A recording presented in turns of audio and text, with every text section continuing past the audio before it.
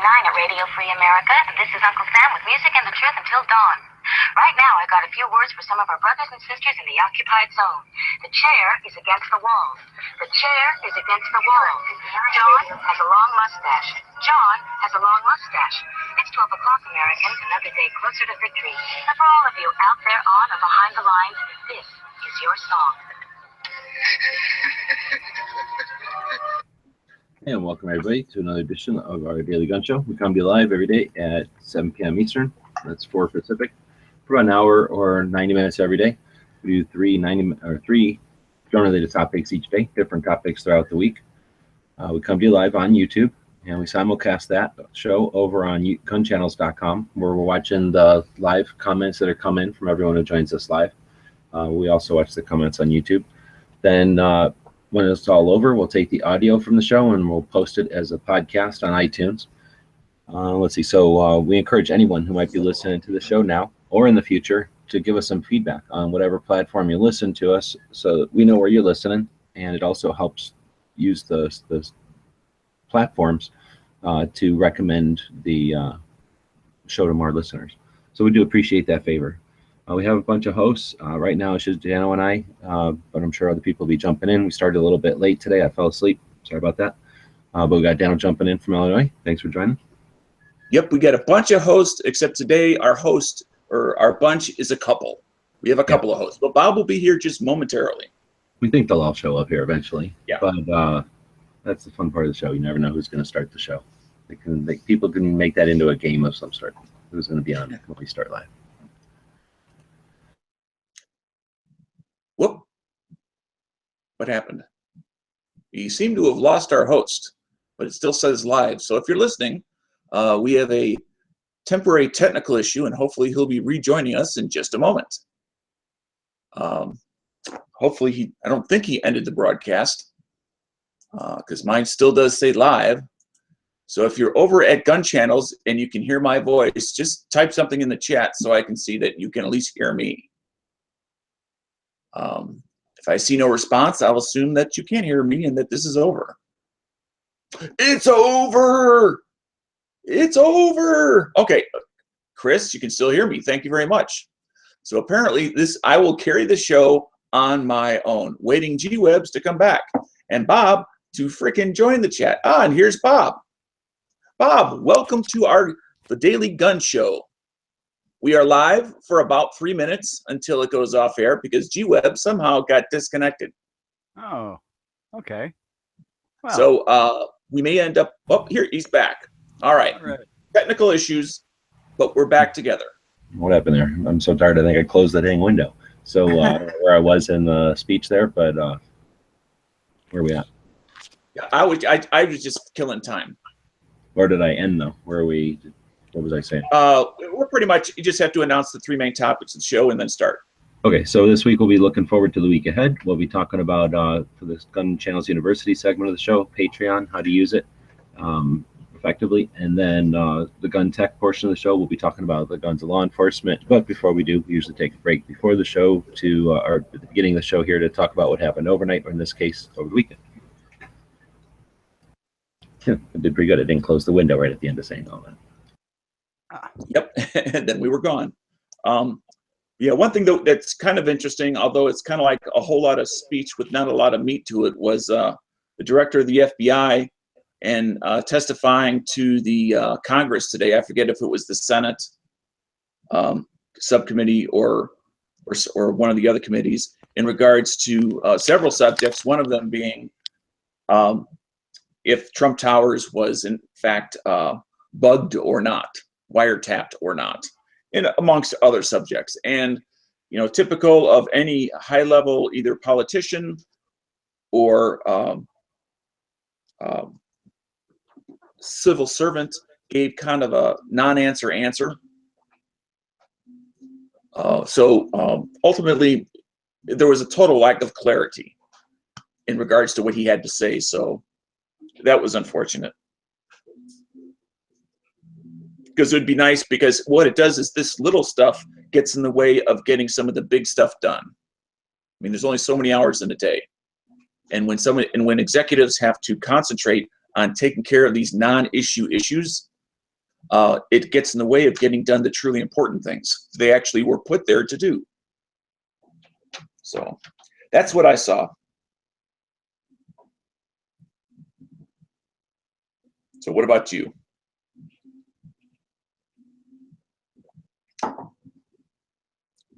Bob G. Webbs? Sorry, I just stepped away. Where were we at? Okay, I was just finishing up about Comey, the FBI director. Yeah, But we had a couple of shows over the weekend, and then we started a campaign for the new gun channels patches. So I'm going to throw that out there. Marco and Pink wanted to get some for the NRA show coming up. So grabbed a couple extra and have them up on Indiegogo with a couple of 8 days left. It's just a short campaign, but they're already being produced. So it's just anybody who was interested in getting, we have a couple of new colors, the orange and the pink, and then the glow in the dark, really. That's the big one this time around. So anybody that wants to grab gun channels patch, logo patch, we've got them available over on the link. Sweet.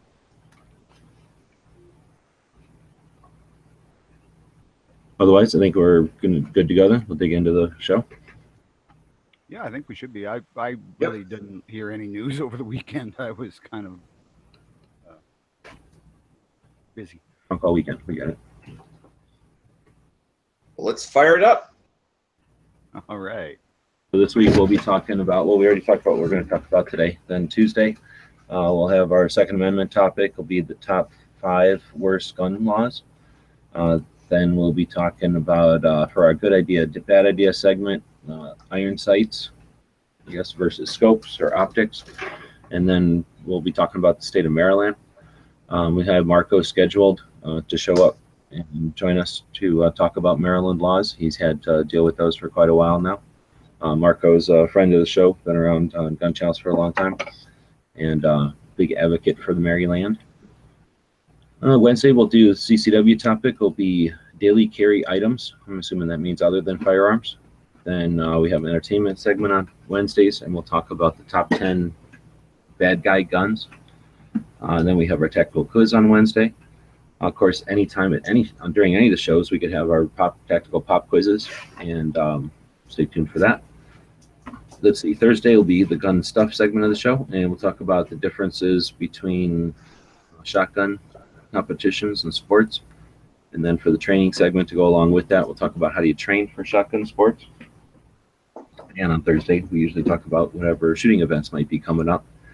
This week will be an interesting one since Bob will be on the road to the Big Sandy shoot, and Mika or Catch from Finland will potentially be going there as well. So we have a couple of different actual events happening this week. Now, before you continue there, has that been firmed up? As firm as Bob and Mika can get it, but no. Okay, cool. Nothing in stone yet, but at least it's a potential. It's coming together. Tried to talk Jimmy James into showing up as well. So Bob, regardless, I was going to say, I don't know if you put it on your schedule yet, but Jimmy James is up there in Phoenix. So whichever way you go, you might want to try to sneak in there at lunch or something with Jimmy. Oh, for sure. Let's see, then we get to Friday. For the show, we'll be talking about the big regional shoots, how to prepare, and the various costs. And that's not so much the competitions, but like Big Sandy, like the things we're talking about, going just to being a spectator at one of the big machine gun shoots and how to deal with that. And then we'll be talking about the state of gun instructors. So that should be an interesting week. At the end of Friday, we do the same thing as this, except look back at the week. I think that's about it. So unless you guys have anything to add, we're running a little bit late, so we might as well just jump into the next segment of the show. Yep.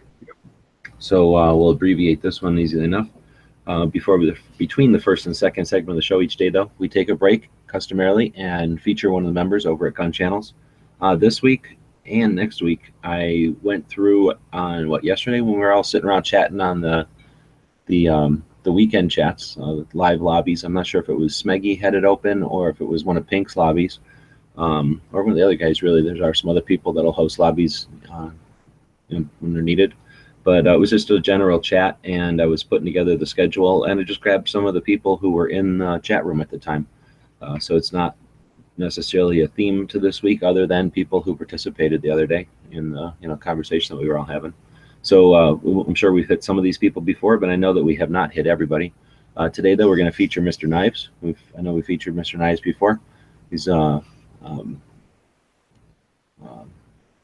trying to say he's a fixture at this point.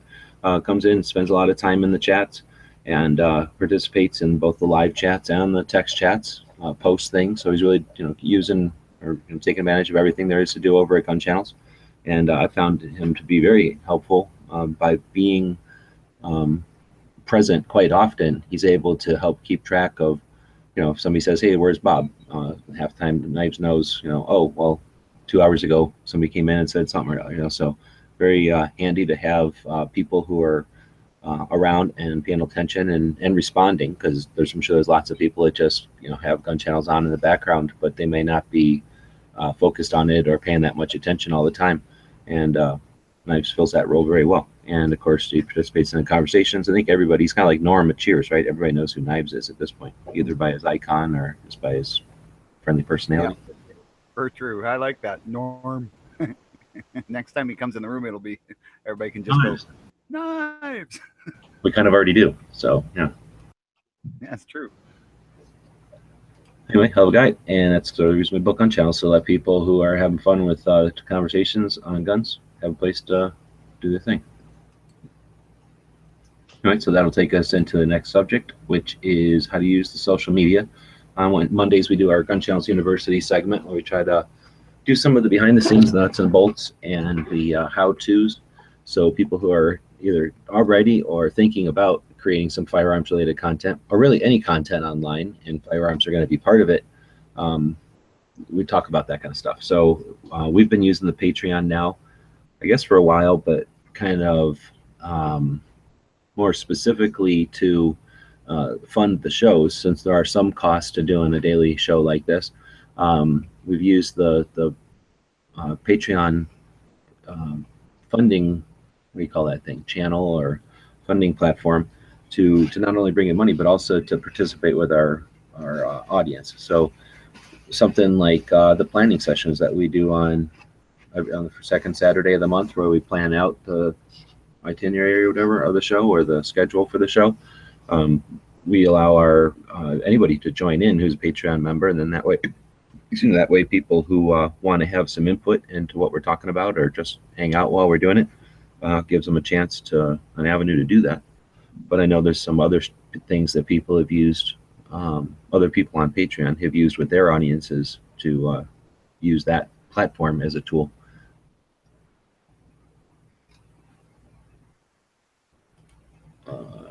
Anybody else? Yeah, I think it's a neat idea. I've never been able to figure it out, but I can't figure out most of the computer stuff, so it's not unusual. But yeah, I think it's a neat idea that you can just say, "Hey, if you want to help out, here you go. There's a place you can do it. It's real easy. Comes off your PayPal or however you want to do it, and boom, it's done." Well, that's a good point. Unlike some of the funding things that are out there, or basically things that if interact with people and their money, then it does allow you to use anything you want. So you can use PayPal or your credit cards. I'm pretty sure that it lets you use both, where some of them can be more specific. They'll only allow this or they only allow that. Yeah. A question I have for any of you is, what do you think are some of the different approaches that people have used with Patreon specifically, that whether they've been extremely successful or just partially successful, but they've fallen into the successful category, that some people may be aware of all of them, but if somebody's relatively new to the whole Patreon thing, they may not be aware that there's more than one way to do it. That's a real good point. And I don't know, I guess it depends on what do you consider successful.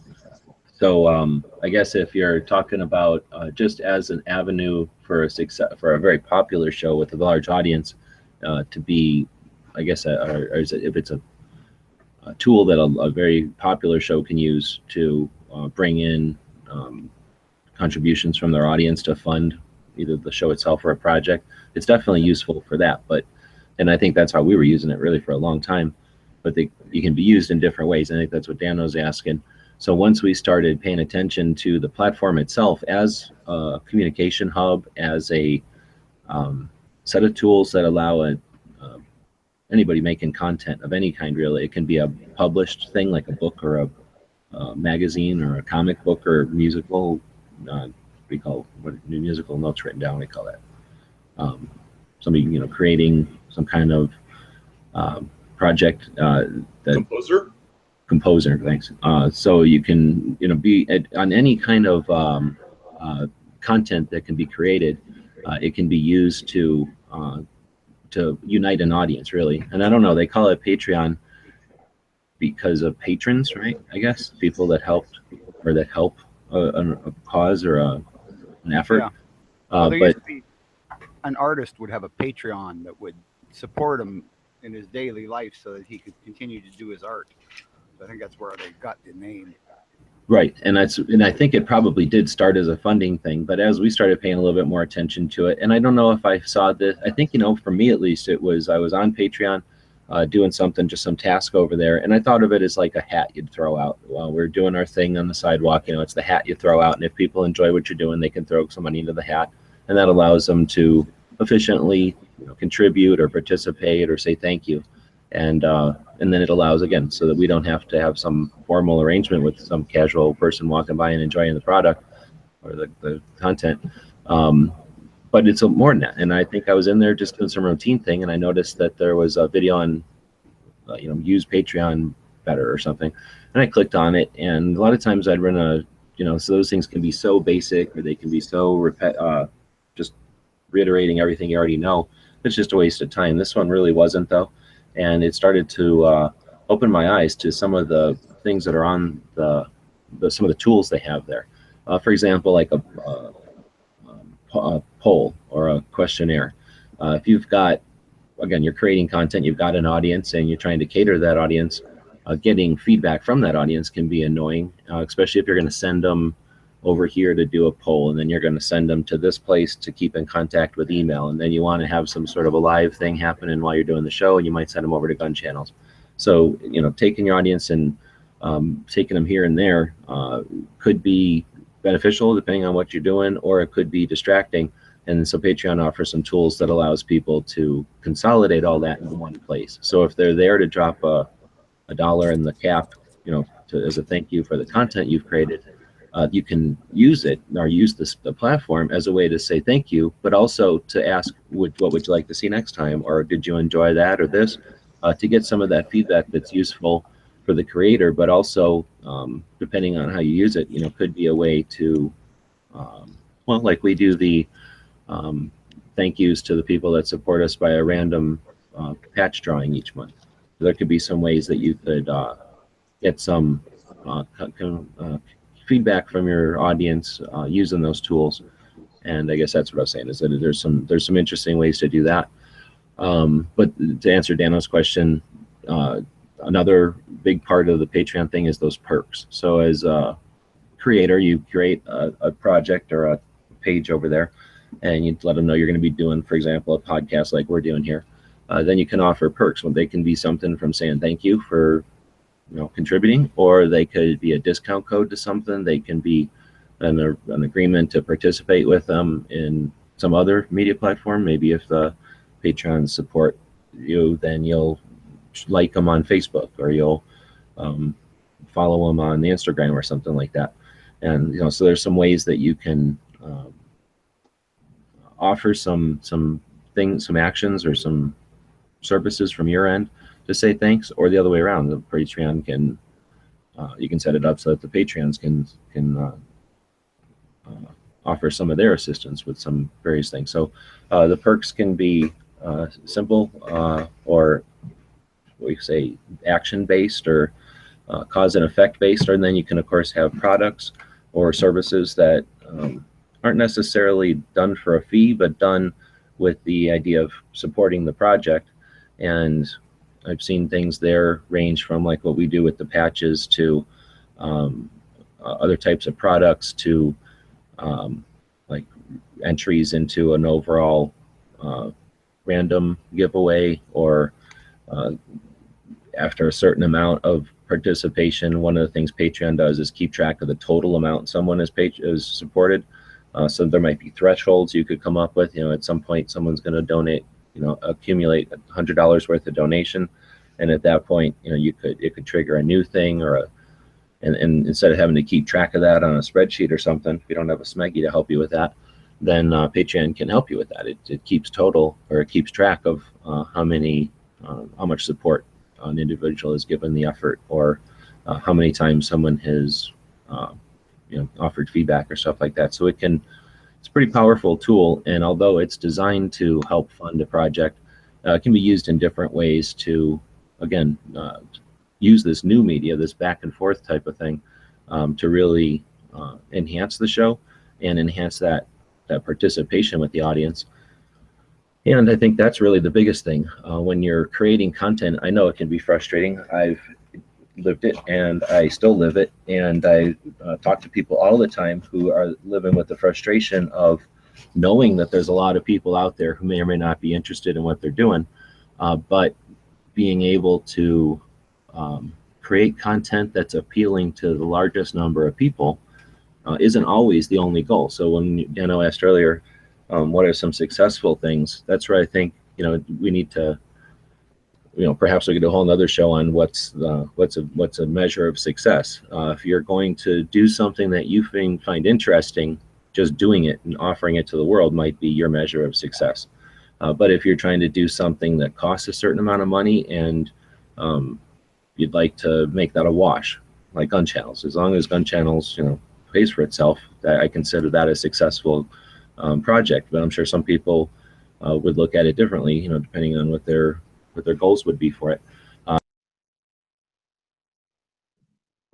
And I'll go ahead and take this opportunity, until he gets back, is there are two things that I really like about Patreon. One of which is it allows us to have direct contact with patrons, which is what Patreon is all about. You are the patrons if you contribute to this show, and allows me, as well as the other hosts, to have direct contact with those people that truly value this show. The other thing that it does is it diversifies, if it were to come to a significant amount, it diversifies your income stream. You're not totally reliant on Brownells, as an example. If you're getting 95% of your income through Brownells, if they decide to turn the switch off, that's all gone.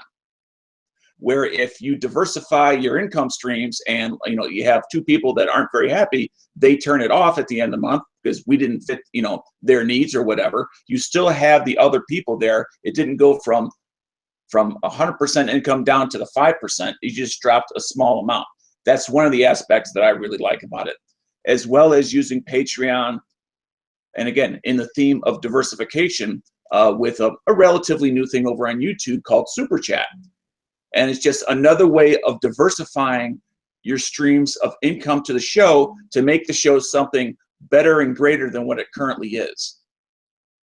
And so that's what I like about Patreon, both in combination with other things as well as on its own. The direct contact with people that value it, and the ability to diversify income streams. Yeah, and I got cut off there again. The internet's out to get me today. But like I say, the measure of success is going to be different for everybody. So one person might find just producing the content satisfying and successful. Then they may find that, like I don't have much pleasure, much interest really in trying to create content for the largest audience possible. Although that can be a unique, a challenge on its own, and it can be very interesting to keep track of fads and stuff. What tends to be the most appealing to the most amount of people, it just has almost no appeal to me at all. So although I can understand what the recipe is, I don't like the finished product, so I don't feel like cooking it.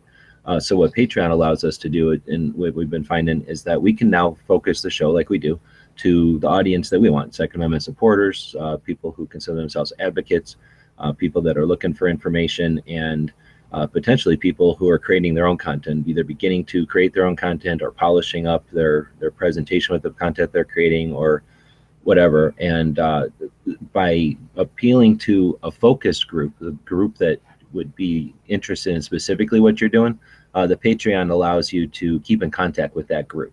So we have things like gun channels that we built. There are things like YouTube and Facebook and whatnot. And you can, well, like Facebook, you can create a group. On YouTube, you could create a channel. And it's possible to keep in contact with people that way. But you're keeping contact with them for the most part, unless you have a powerful system like gun channels, which would allow you to create a channel and then using the text chats and using your own private group chats like this one, using the system on gun channels or the YouTube system like this. Unless you're really going to get involved, your communication with your audience is going to be, what do they say, like one way. It's going to be like it's just going to be broadcast.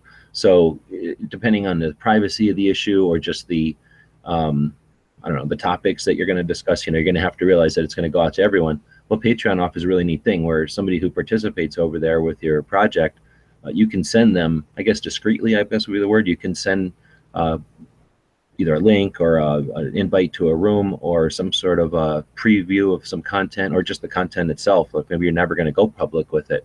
Patreon allows you to send that specifically to people that are interacting with you. So what I really like about it, and I think what they try to encourage, is the idea that when you're creating something that is either very specific or at least new, cutting edge, not potentially the status quo for, what the equation for what's popular out there, you can create some content, and instead of just being frustrated that you're putting something unique out there, something with a flavor that's unique and not everyone's going to dig it yet, you put it out there and it can be frustrating when the masses maybe even never see it.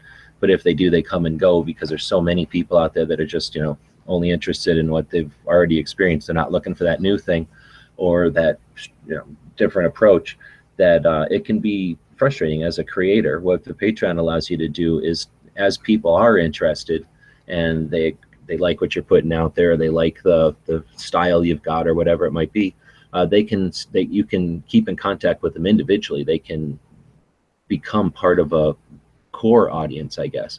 And it gives you these tools, the ways to contact them directly, to message them, basically like an internal email, to make message publicly or except like discreetly, I guess, to just the group of people who are involved.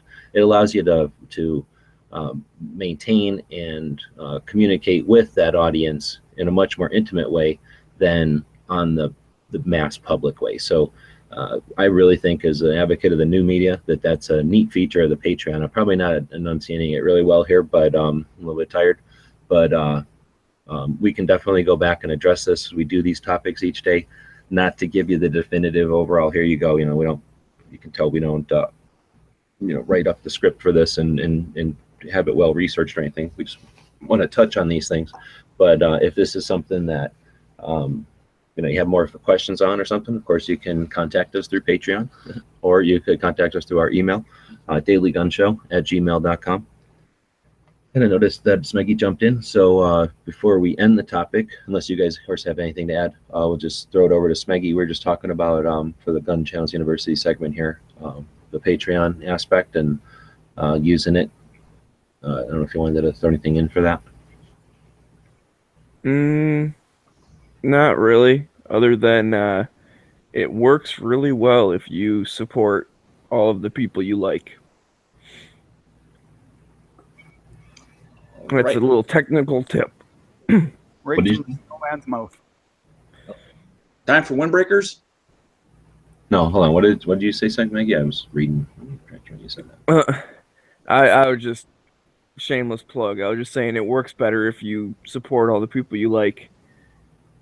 Patreon works better. Oh, well, I thought you had said something a little bit different, where let's say you're supporting, I don't know, Forgotten Weapons, or what's that history one, the Sea and Arsenal. Right. Those two come to mind. Let's say you like that stuff, older guns, World War II or whatever. And I think there's also a World War II one that's like this day in World War II or something. And just like anything, any social media platform, but it's a little bit cooler with the Patreon, because these people are doing these unique projects and they're able to get the kind of income from Patreon that they'll never get. Trust me, you're never going to get the kind of support that these guys are getting on Patreon for the work they're doing. That's just not going to happen on YouTube. You'd have to be so huge. You'd have to be at like Iraqi veteran numbers as far as views and audience and stuff, regular, consistent views to get the kind of money that people are able to throw in. And we're talking hundreds of people can bring in more money to the actual product creator than millions of people casually watching it on YouTube would ever trickle in. So I'm really digging that. And I think as a viewer, as someone, jumping into the shoes of someone who's just out there looking for good content, keep in mind when they throw stuff on YouTube, you're putting it out there to the whole world, hoping that as many people as possible will watch it so that enough ads run, that trickle of income from the ads accumulates into a steady stream. And you can see where that's successful and where that's working. And you can see when that happens that they're basically using that same, their formula, whatever their successful formula or formulas are, but they're doing that where with the kind of stuff like Forgotten Weapons, like CN Arsenal, like what we're trying to do here. We're doing what we like to do. And the Patreon is a very powerful tool for allowing people to, letting many fewer people actually support something that isn't going to get that. It is not going to work in that old paradigm of, bigger, better, and then a trickle of revenue from as much as you could possibly do.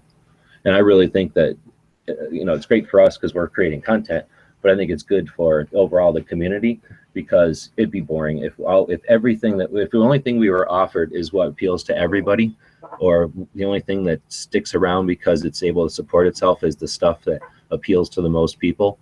That'd be horrible. It'd be like only having the choice of like Seinfeld and The Simpsons. So although they're fine shows, we want to be able to watch the weird stuff and the obscure stuff and the stuff that just isn't going to appeal to everybody all the time.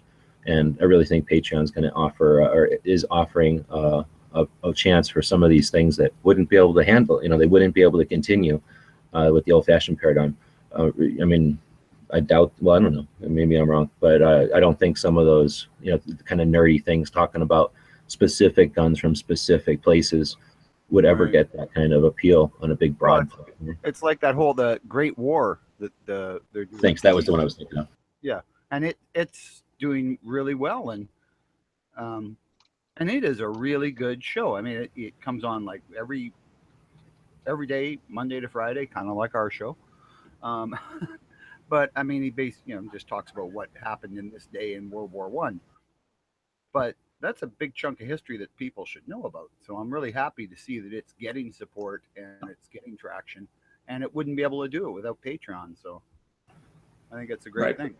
Yeah, and that's the kind of thing where they're doing it and they're creating it and people are participating in it, and that's great. But that stuff that exists, like we're forgetting that we're experiencing this stuff, like standing on we're all swimming in the river, as the current's going by. But this current goes to somewhere. It isn't like the wind, and it certainly isn't like old media, except for magazines and newspapers. All the old stuff was temporary. It happened, some agenda-based, funding, based corporation would create content that would appeal to the most people or offer the information that they wanted based on their agenda. They'd send that information out there, and you either was standing there when it happened, and then technology finally caught up and gave us VCRs, so now you could kind of record it and watch it again or watch it at a different time. But this is allowing content to be created that exists, and it's being created on the internet. So unless EMP or something crazy happens to everything, this will be around forever. So people that are participating in creating this content aren't just paying for something to happen. I mean, they are paying for something to happen to something to happen for them, but they're creating content that'll exist forever. And that show that Bob's talking about will inspire somebody else to do something else even cooler. And the Patreon is a tool that's going to allow even fewer people who want to see something even more specific happen. And that's going to spur even more, people with the newer ideas. So I really think that it's an effective tool. And I think that we do ourselves a disservice. And I've been doing that for over multiple years now, thinking of it as simply a funding place. It is more powerful than that. And I'm really thinking it's gonna. Well, I think it's already created a lot of content when you talk about like the CN Arsenal stuff or the what'd you call that one, Bob? I forgot already. Great War. The Great War Show, like those kind of things may or may not have been supported by a YouTube alone, but Patreon's creating that kind of stuff. It's allowing that stuff to happen. Well, Z jumped in. I don't know if you have anything to add to that one. Otherwise, we're talking about Patreon and the use of it for gun-created content or gun-related content creation. It's what do you call it? Part of the present, but it's also going to be a big factor in the future. Well said. Every day is a gift. That's why we call it the present. Tomorrow is promised to no man. That's right. So were we going to talk about windbreakers next, or? Who needs a windbreaker? Bob, driving around all day today, didn't answer. I was going to say, do you support windbreakers on Patreon? My God, there's a tornado coming. You could actually hear the tornado warning today. I bet you thought it would never get here. I didn't think I'd last this long, but it's Tactical Pop Quiz is on the spot. Whatever That's you did what today, you could hear that much louder today, Dana. Whatever you did differently, it was very clear. Without being too loud, just an FYI, since normally it's kind of... I don't have an equalizer, so I can't take the credit nor the blame. Oh, I thought maybe you did something different. I was just letting you know because it was quite a bit louder, at least on my end today. Oh, okay. It's on the way. Hold it, bro. Yep. We had set up a G-Webs. You still want to be Vanna, or you want to do it the regular way, or what are we doing? Hell no, I'm going to go sit down in the audience and let Z do it all again. Okay. All right. Z, are you set up for Vanna or not yet? Hell yeah. All right. I just wanted to do a double check. Keep saying this. Eventually, you're going to be wearing a dress. Well, Not me. being that the guy just got here, I didn't want to throw it at him if he wasn't ready. Oh, okay. Patrons, if you want to throw in some money in the pot, we will see Z in a dress. Well, no guarantee. All right, but it is time for the tactical pop. Oh, what the hell was that? Yeah, that sounded like Smeggy. There we go. Toxic clapping. Let's all laugh. Time for the tactical pop quiz of the day. So, Z, have you seen the question? And more importantly, have you seen the answer? Yep. All right, I will read the question twice. So everybody on YouTube and everybody on gun channels, get your cursors down to the text box because here we go. The 454 Casull was designed or invented in what year? The 454 Casull was designed or invented in what year? 1929. It's a trick question. It's named after the year, right? Year 545.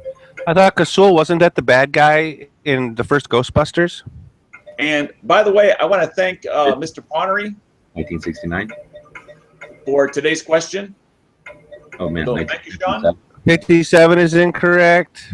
98 is incorrect. 69 is incorrect. 50 incorrect. 59 incorrect. Now, of course, you have to understand this is the answer that we are looking at.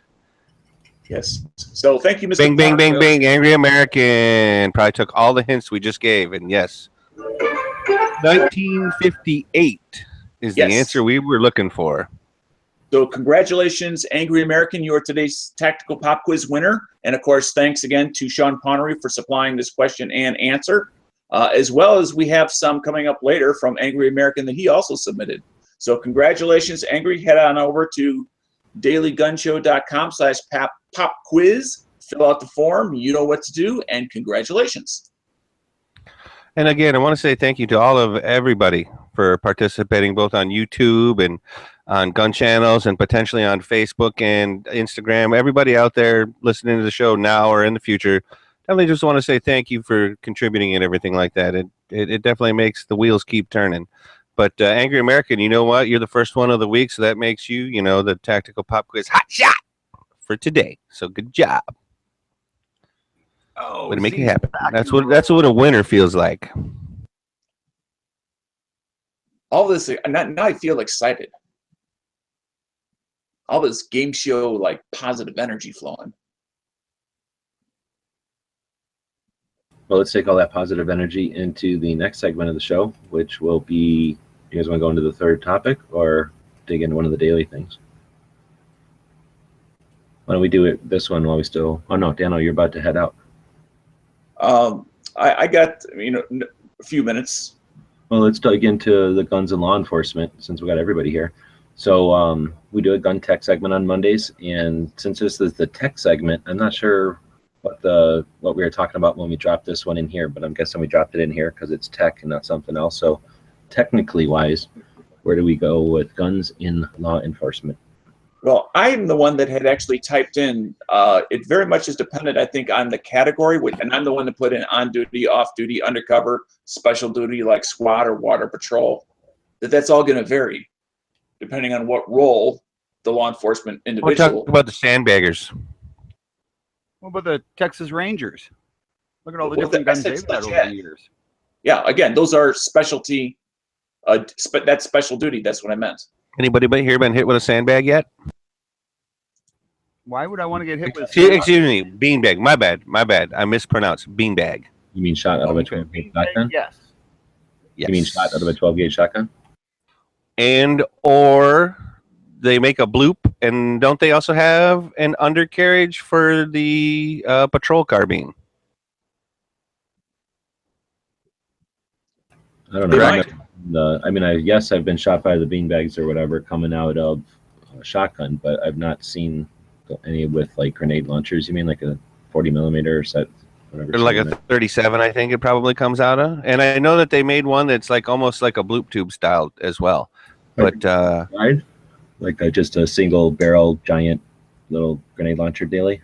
I haven't seen those used in the United States before, but maybe I just not paid attention. But that seems pretty big for the United States. first time I ever saw one of those was in the movie The Hunter with Steve McQueen, and it was literally almost like you push the plunger at the back, it shot it out the front. It was when he was trying to get that big dude out of the house in the bayou or whatever, and he didn't want to kill him, but he needed to incapacitate him.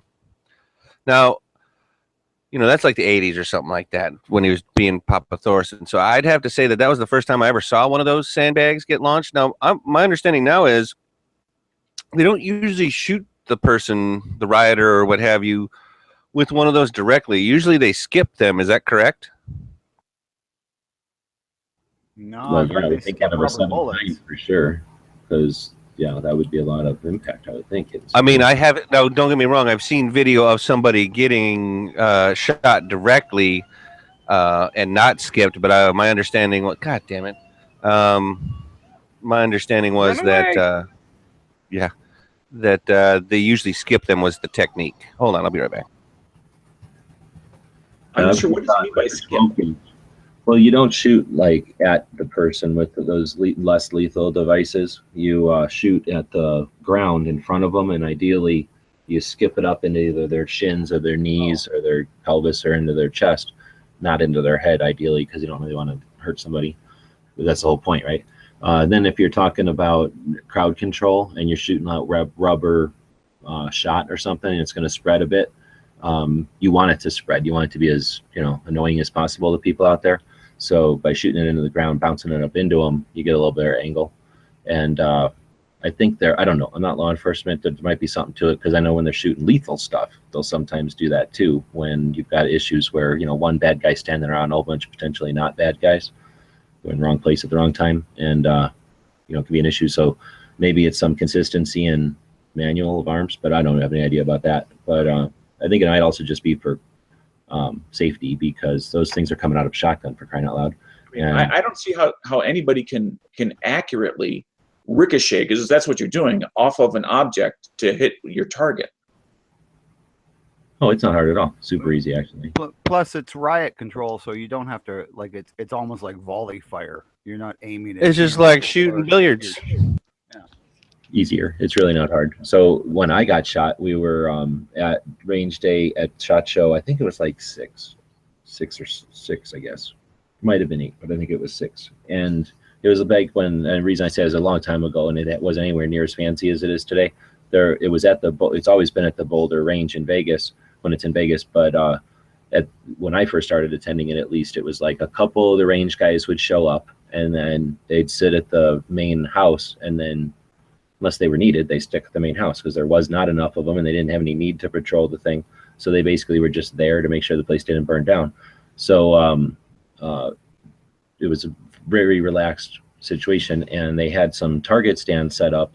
I think it was Light something, the company that makes a lot of the less lethal stuff, had a bay there, and they were showing their stuff, and they had some targets set up, and they were showing people different. One of them looks like a little koosh ball, right? Like a little sea anemone looking little dog toy, except it's tiny and it shoves in a 12 gauge. And then one of them is like a kind of like a slug made out of rubber, and then there's rubber buckshot. Anyway, you know, showing you the differences of them, you would shoot out at these targets, and you could see, I guess, the impact when you shot something straight on, and then by shooting it into the ground first, you could not only adjust where it's going to hit and whatever pretty easily, because it's pretty consistent, I guess, is the thing.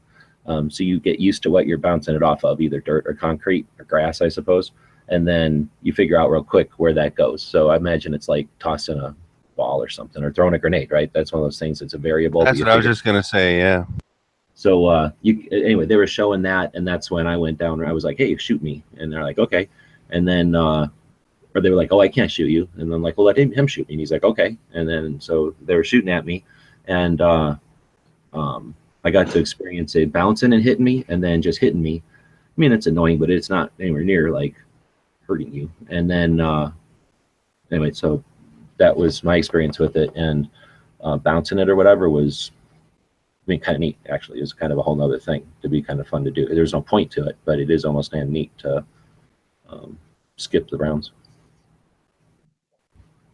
And the next, since we're talking about guns and LEO, I know we're talking about, you know, different types of munitions or whatever, but are rubber bullets still used in our police force, or is that usually the police forces around the world? You know, I don't know.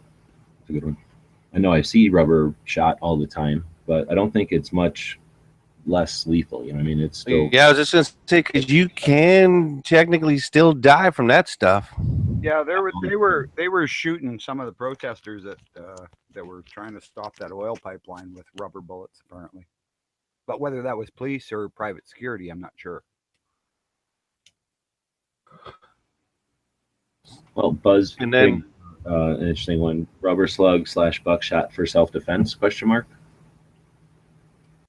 Kind of not really on topic about that. I mean, I'm gonna say no, hell no. You're not shooting people because you got something to do, or you're trying to prove a point, or you're teaching them a lesson. Yeah, you're trying to end the threat when it's like that. I don't know.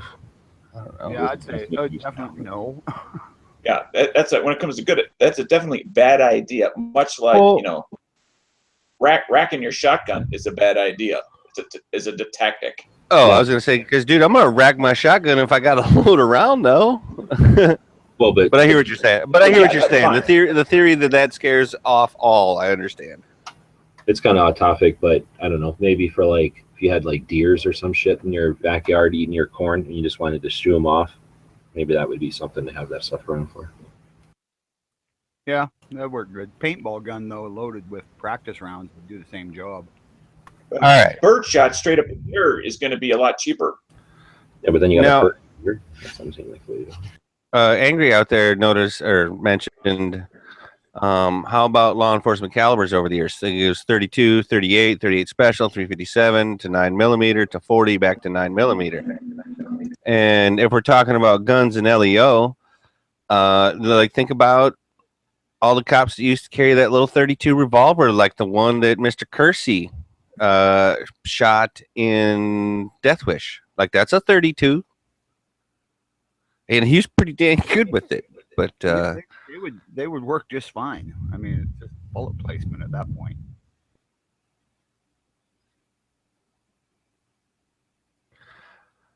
As opposed to, I mean, the level of technology that the current law enforcement is using in their firearms, you know, depending on where their department is and what department they are in the municipal police force or what have you, whether it's SWAT or certain types of, I think because DC Metro has, a counterterrorism division. I'm pretty sure New York City has a counterterrorism division. And I know that like in a lot of the other places that would be lumped in with the SWAT.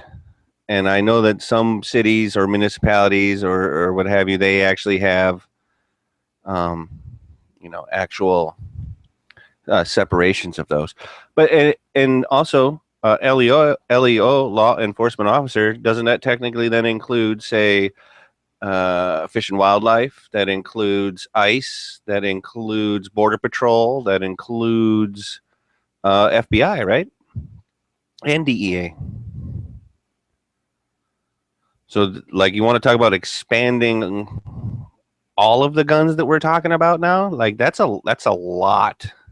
Like, doesn't a good portion of the Border Patrol up until just a few years ago, don't they still use the regular patrol guys were using 357s, weren't they? Oh, hell no. Where did you get that from? They've been carrying them stupid PS2000s or whatever for a long, long time. Long time. Well, then I read it in an obviously aged and incorrect article just the other day. I think you were watching McQuaid or something. Could you say that again? He was a Texas Ranger. He was not with that era.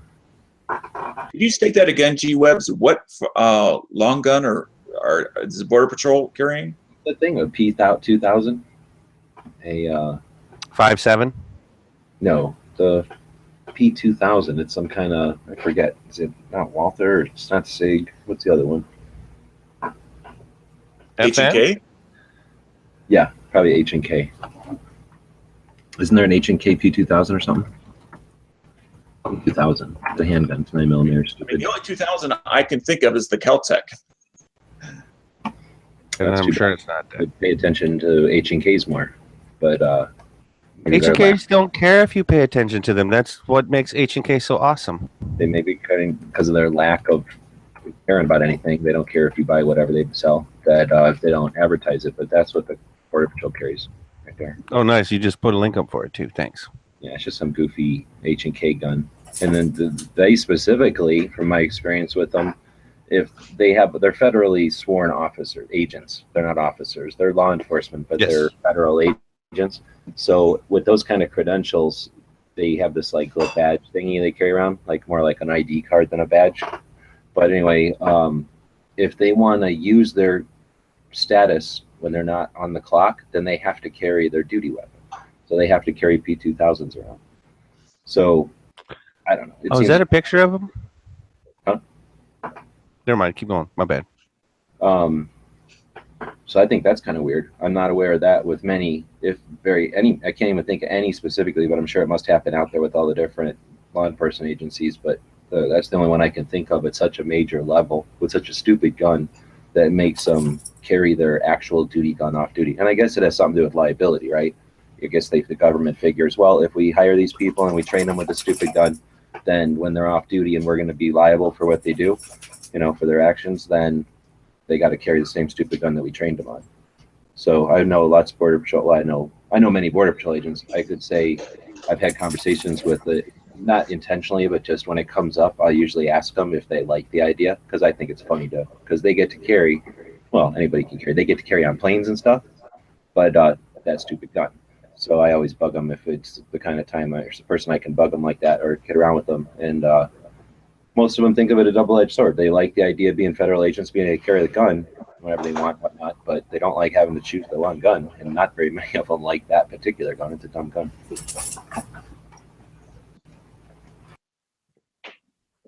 Okay, so that was Border Patrol. Should we look up some of the other ones, or what do we want to do for this topic? I don't know. We could go on forever. Unfortunately, we have way too many law enforcement agents, so we're just one little show.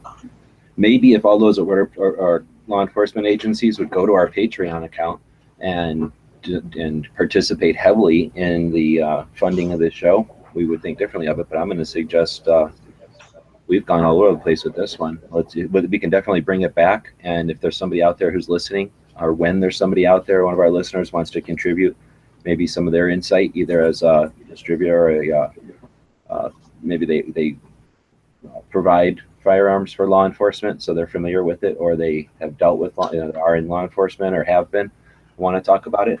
I would actually think we got enough old timers listening to the show. It might be neat to have some old retired law enforcement types come in and talk to us about what it was like back in the day.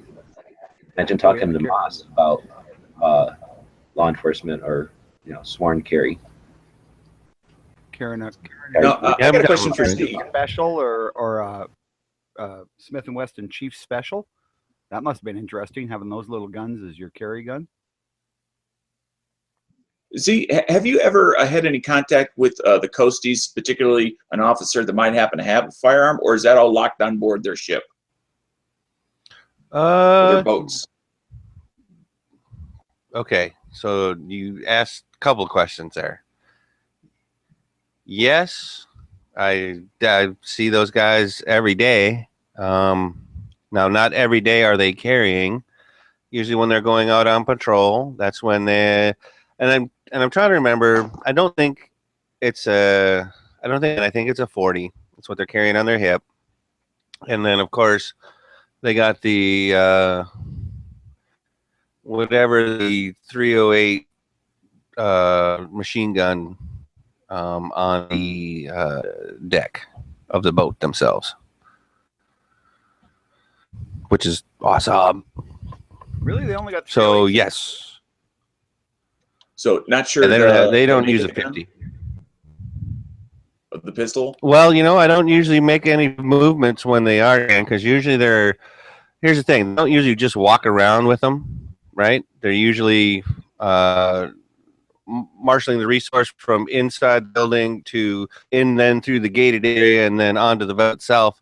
Rarely are they just hanging out in public with their firearms and holsters and stuff like that. Usually they're purpose driven. The rest of the time they're not usually packing.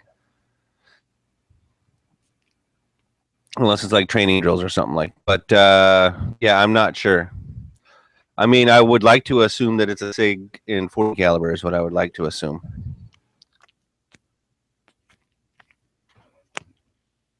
But it could be wrong. You'd think they'd want a Glock, being it was all plastic and wouldn't rust. You know that there is metal in a Glock, right? Well, yeah, the barrel and the bolt assembly and a lot of parts of the trigger. The slide and, yeah. Like the majority of the internal parts are metal, right?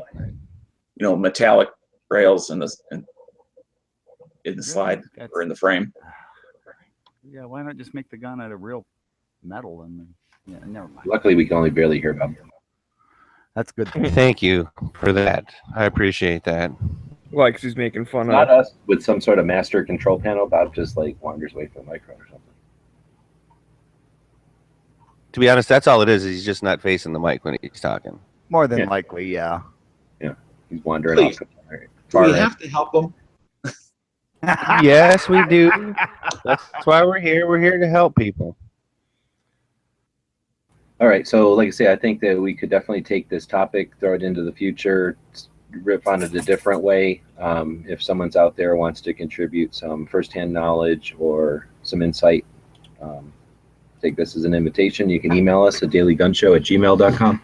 You can contact us through the comments whenever we're live. We're usually all paying attention. And see you, Dano. Or you can contact us through the Pateron, like we talked about before, for as little as $1 a month. That goes towards contributing to the show. I think right now we're bringing in just under $60 a month. So it's not like it's making us all rich, unless you want to count the friendships that we're creating, and then we're all wealthy. But coming in at $1 a month, that gets you into that, what would you call it, behind the scenes, or that it's not really behind the scenes as much as that gives you direct access to us, and like an email or something that goes directly to us. You can contact us that way. But like I say, if we've got somebody who's retired law enforcement, you don't have to even be retired law enforcement. You could know somebody who's was law enforcement back in the day. It might be interesting to talk about some of those angles as far as law enforcement guns. Now, Z would talked about earlier, 32. I can't think of anybody used a 32, but I've never studied it. So that'd be interesting if they were using something that tiny. That does seem almost like a hobbyist round or something. like something you'd carry for like Well, find a wolf or a depends on who would have been carrying it at the time. I think. Yeah, I mean, sometimes it was probably just to show that you have a gun on, right? Like, oh, that guy's got a gun. Let's wise up. Let's act straight. Yeah, well, and that's a lot of what it was, right? A very few, like detectives, I think that's who used to carry them a lot in the bigger cities. They You just see didn't- Texans? No, detectives. Oh. Yeah. In bigger cities, they would. Yeah, Texans carried the Walker Colt. I know, but yeah, I remember reading about that. But they carried bigger guns as well, but they were usually like British 44 Bulldog, you know, which was a big bore, but moving at about 600 feet per second. So it was not a, you know, devastating weapon by any shape of the imagination.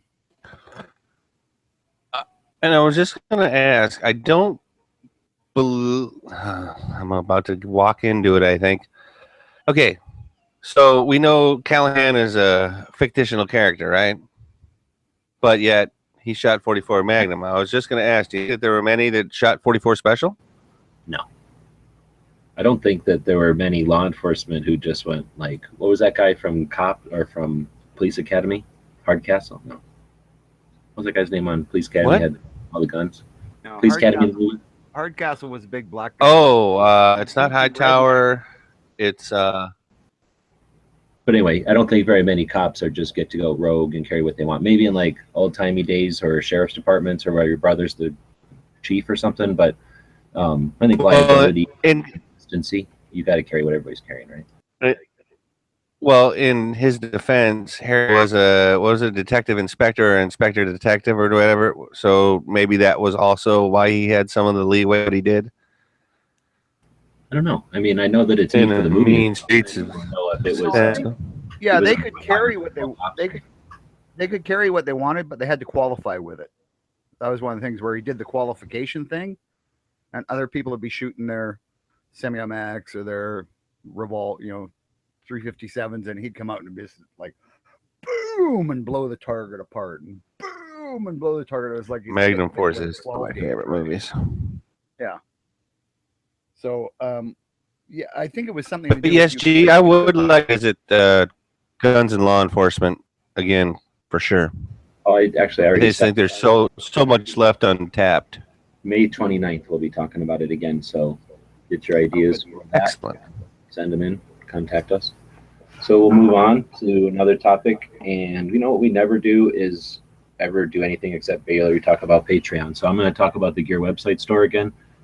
We've got some patches up right now for gun channels. The new 6th edition or the 6th generation of our logo patch. So basically, Marco and Pink are heading over to the NRA show. They wanted to get some patches for that, and so thank you to them. They are making the patch order happen. But whenever I'm ordering patches for something like that, I figure I might as well do some extras. I don't have a lot of funds, so I can't just do it on speculation anymore.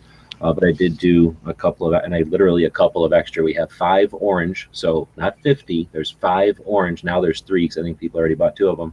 And there's 5 pink ones. They're different than the last because the last time they were pink and white as requested, and then I was told to make them in pink and black. So now we got pink and blacks coming for those guys. And if you want one of your own, there's 5 available. Okay, so 5. And then there's the orange. That's my choice. I'm sick of not having an orange gun channels patch in PVC. So we got those coming. There are 5 well, there's 3 of those left.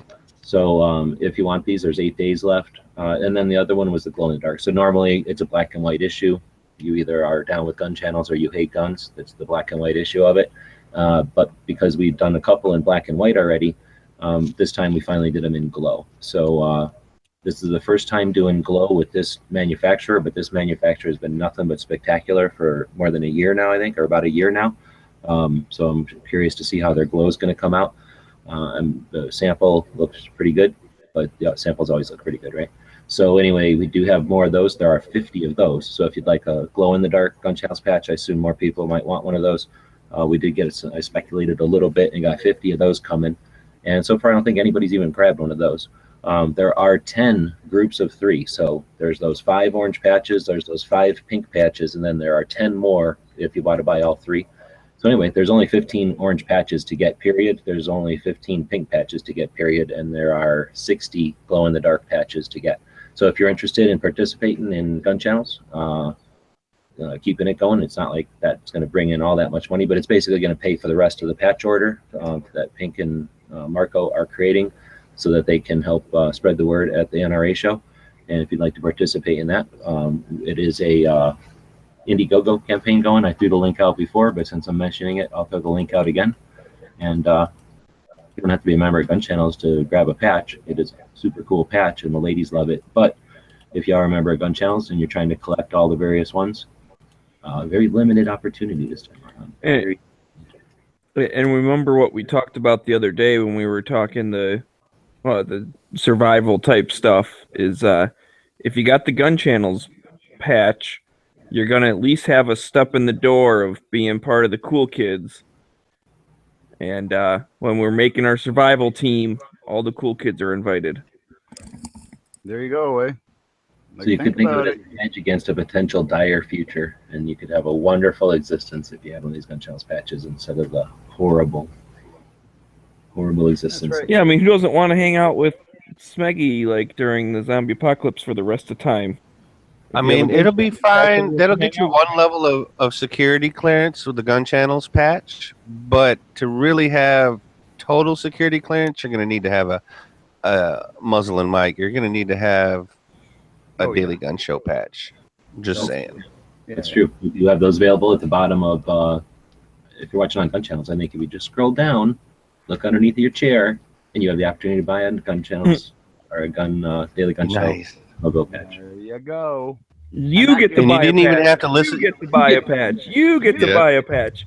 We all get to buy a patch. I get to sit on top of a tin trailer with me shooting zombies, and I've got 110 round drums for the Ruger 1022. So, and if you buy both a Gun Channels logo patch and a muzzle and mic daily gun show logo patch, and you're hanging out with Bob, he may put his shirt on. So it's even more incentive to buy both. I might. That would be mandatory, but okay. It's not guaranteed. Use Bob code. Never know what he's going to do. It's hot here. Why would someone wear a shirt if you don't have to? So yeah, I'm not denying that. It's 94 degrees right now. It's hot as blazes. So that'll take us into what we want to do. Movie of the day. Are we talking about remake or the regular, the real? Actually, this was a good remake, honestly, too. Honestly. Wasn't bad. I guess we're talking about the movie then. So we try to talk about every single day. We do this show on the week, daily, for a couple of reasons. One of them is so that we can talk about some of this stuff every single day. One of them is the movie. We try to talk about a gun movie that you might not have seen in a while. Or if you're a youngin', we do a service for the youths. We tell them about movies they ain't seen yet. And today we're talking about True Grit. So you've already heard us a little bit off air or on live here debating, because nobody said nothing in here. It just says True Grit. Now, I only think there is one True Grit, and then there's like somebody tried to exploit it recently. But I guess he likes this new one. I'm telling you, I love True Grit as the John Wayne one. All right, just don't get it twisted. I love the John Wayne one. Right? Love it. Very good. Even I love it. It's good because it's a John Wayne movie. But of the John Wayne movies, I think it's one of the best. It's in top 5, top 3 territory almost. Sure, top 5, not top 3 for me, but top 5. I think solid. Top 7. Top 5 for sure. Absolutely. Okay. Now, when they redid it with Jeff Bridges, they did change some inference. I'll give you that. But I thought, as far as a Western goes, it was a good Western. As far as like the movie goes, it was a good movie. Did they really need to call it True Grit? Probably because they stole so many themes from the first one that they had to. I guess so. And that's the you know what I mean? It's the trend is to let's call it what the first one was called, and let's kind of use the same characters, but let's make them just do stupid things that don't have nothing to do with the real movie, and then that way it's like the style of the time. I don't like. Yeah, because now we were innovative and we changed it. Yes, no, you're right on. You're spot on that, G, because that's exactly what they do when they mess it up. they make it politically correct in a lot of ways. I'm not saying. Wait a minute. I'm not saying that the remake of True Grit was necessarily politically correct either. Not saying that. I'm just saying they changed. G. Webb's is correct, and they changed some stupid stuff. But if we're talking about the original one, falling in the snake pit and getting beaten on the head, and who didn't ever want to put the reins in their teeth and go down with both hands blazing against the bad guys? I mean, that is where that comes from. Grit, grit. As it would be terribly irresponsible to actually do that if you were like a kid and had a couple of 22 caliber semi-automatic rifles. I might have done that if I wasn't completely responsible, and of course would never ever do that because you could shoot your horse real easy. And yeah, but you don't want to do that. But again, grit, something that people don't necessarily even understand what that is these days. Let's take a moment to explain it to them the best way. Oh, yeah. Thank you.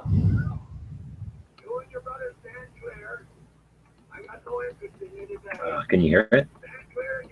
Oh, you got to put it closer to the mic or something. And start it over. Could barely. Because he's about to straighten some shit out, folks. I got to go find a better one. This one's got the worst volume of anything I've ever heard.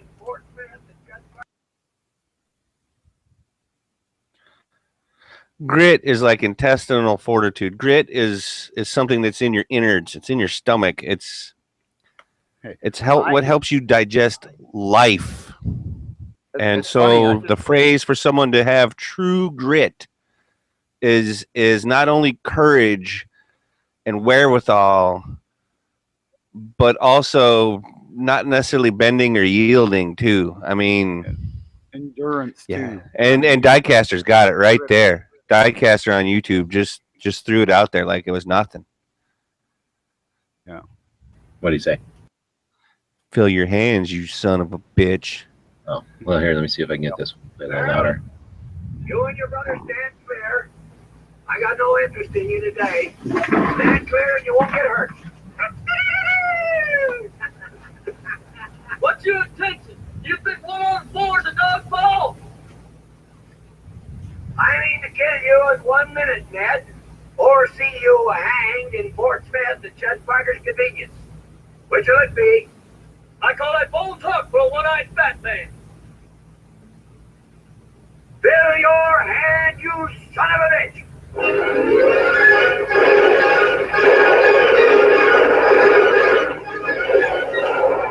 Shoot them! They're too far and they're moving too fast.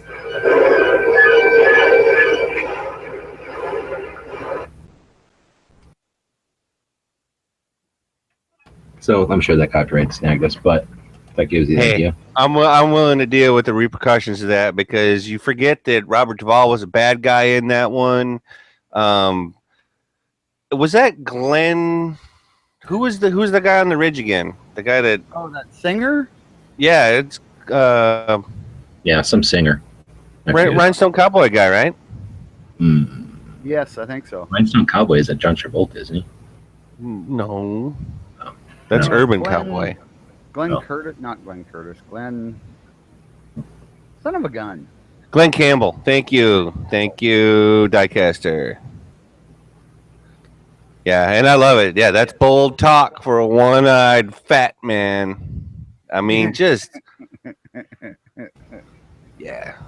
But it's great a guy movie who had good morals, had good foundation, good core, and was not interested, but did a job that needed to be done. And there's a cool movie, and not this typical like, oh, we take half a cup of this and a cup of that and then mix them together, put it in this setting, and boom, instant money. It was more of a, let's take an interesting story without your typical plot points that every freaking movie uses, and you gave an interesting take on. Oh, and let's be honest, he may have been the hero of the movie, so to speak, but that doesn't necessarily mean that he was, air quotes, a good guy. No, and the movie You know what I wasn't mean? about the John Wayne guy. It was about Yeah. you know sort of everybody, I guess, in that one. It's a neat one. Yeah. He liked- I know, he but liked I guess what I'm Wolverine. getting at is John Wayne in that movie is almost a little bit of an anti-hero almost, Well, he because has. he doesn't necessarily follow the rules of the Like law Han Solo. specifically or what have you, and he, you know, he it ain't like he's a teetotal and churchgoer or anything like that either. And He's definitely He more had Han his Solo fault. than Luke. He's more Han Solo than Luke. oh, way more like smuggler Han Solo almost. Han Solo before Princess Leia. Yeah. Yeah. So, I mean, this gets 2 thumbs up, hands filled. What? You know, I mean, this is also, let's be real. True Grit is quite possibly one of, say, man, it's going to be crazy. It might be one of the 50 greatest movies of all time. Or should I say top 100? Would top 100 be a little more accurate? And I'm 100. talking of all time. And I'm not saying westerns. I'm saying movies of all time. Yeah, it's in my Yeah. top 50. 50 potentially, but 100 for certain for me. For certain. 100 for sure. So 2 big hard thumbs up for me. Quit doing that. That still makes me uncomfortable. Thing is, he's doing it to a John Wayne movie, so it's like wrong. Oh, the Duke would sort him out. Let's just be honest, G. I kind of hope Duke was standing around. He'd go over and slap Bob Brown. I just. Oh, he would uploaded, sort out Bob Toot Sweet. I uploaded John Wayne's one of his last interviews up onto my what do you call it, Facebook page today. So there. Is that the one where he's Right like here. outside in like maybe California or something, like a nice wooded area, and it's sort of an interview with him, and he's talking about just kind of life things and not just being an actor? Yeah, talking about whiny people. I think I've seen that one. That's pretty Yeah. neat. It's a great one. He was very literate, it seems like. You know, very articulate, I guess, is what I'm looking for. Probably very some- well read as well. Something you didn't think about when you saw like his early movies and stuff like that, right? But yeah, he was a quite intelligent, quite well-read man. Strange for an They're actor. saying that the Duke would deport Bob. I get the feeling that if Bob would have done that crap right in front of the Duke, then he would have grabbed him by the Duke would have grabbed him by the scruff of the back, because depending on if he had a shirt on or not, and he kind of like, you know, have him kind of like halfway bent over, so you didn't even get a chance to stand up upright, and you kind of like rush him like you would out the door of a saloon or whatever, right up to Canada, but then right at the last minute, boot him in the ass to cross the border. Well, and I was just thinking he would have backhanded him across the border is what I said, but you might be right on yours. So like if Bob was standing up to him face to face and he slapped him, backhanded him right across the jaw. Let's be honest. John Wayne was like 6'5" or something like that. So there's no face to face, number one. But he had a bad knee. Oh snap! Bob, you start talking about kicking John Wayne in the knee, Bob just says and I'm likely to slap you through the internet. holy moly, talk about ways to get ratings. Now everybody's gonna be listening to this show. I can't believe what that Canadian said. He's gonna... I'm not gonna put up with that, sir. All right. So Smeggy, National freaking. has Smeggy even said anything? Has he seen this movie? I don't think so. Smeggy hasn't seen any good movies. No comment. It seems good. Yes, he's not even here. Smeggy's here. He's just kind of out of it. Well, I can understand if you're What's not that? into westerns and stuff. This isn't necessarily the first one you'd watch from John Wayne, but it might be. But anyway, it's not your typical western either, so it's not like the typical formula or nothing. It's just kind of set in the West, I guess, right? Yeah, it's definitely worth watching, though, in my humble opinion. But I'm going to give them the real one 2 thumbs up. I'll give the new one a thumb up because they ruined it by giving it the name. If they would have just said, like, here's the movie, it's different enough that it could have just been a movie. And then when people would have said, oh, it's kind of like True Grit, except, you know, not. And I would have given it 2 thumbs up. But because they're trying to insist on making it called True Grit, I don't like them. So I'm giving them 1 for, you know, losing a thumbs up for that.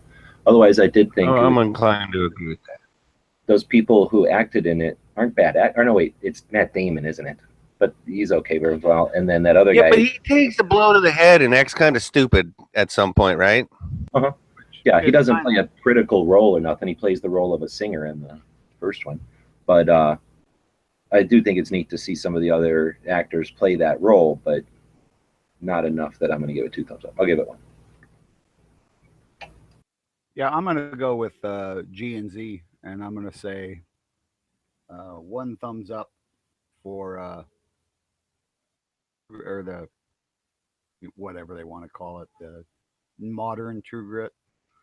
It was okay. It was I liked the acting, yeah, but yeah, they kind of ruined the story. I think Jeff Bridges actually did a really good job of emulating the character. I'm not saying he was John Wayne. I'm saying he did a really good job of the character. Is that part of the reason the new one wasn't as good? Because no matter, I mean, that guy's not a bad actor or nothing, and he can definitely, he's old enough. I mean, he's got the talent or whatever. It's just that he's trying to do something that John Wayne already did. You know, it's an iconic role. It's an iconic movie. It probably won Oscars if I had to guess. You know, stuff like that. It's just one of those things. Like you're trying to fill some pretty big shoes. Yeah, it's one of the things when you think John Wayne, that's one of the elements that you think of. So that's like a pivotal one for him, and he's going to try to emulate that. I mean, if he would have just picked some movie and John Wayne happened to be the actor, okay. But this is like Jeff Bridges might have won some awards actually for Rooster. Actually, now that I think about it. Yeah, I think he might have. Yeah, I mean, it did well, and it should have. It was a well produced, well made movie. I think our biggest problem is it's not John Wayne, and that's John Wayne's one of his better movies, and we just don't want to see anyone other than the Duke play the part. Yeah, that would be like somebody. Even though he does it really well, right? Yeah, even though he does it really well, we still feel as good as the first one. All right. Well, with that, I think we will wrap it up. Now, I will mention we have 1, 2, 3, 4, 5, 6, 7, 8, 9 10 movies. No, 11, 12, 13, 14. Somebody added some more. We have about 15 movies, and then we need some movies.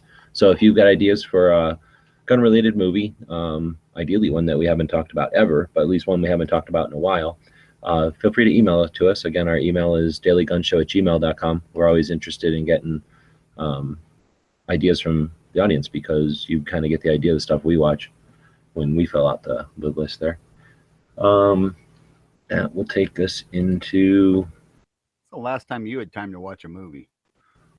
Me? I watch movies in the background while I'm doing other stuff.